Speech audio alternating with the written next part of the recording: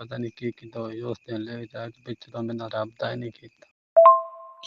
कोई यार मेरे हालात अपने खराब हैं, कोई नहीं यार फिलहाल मेरे को तो 50 रुपया यार तेरे को लाए भी बैठा हम तो बेलियाँ बेलियाँ के वादा काटा चलता राम भाई।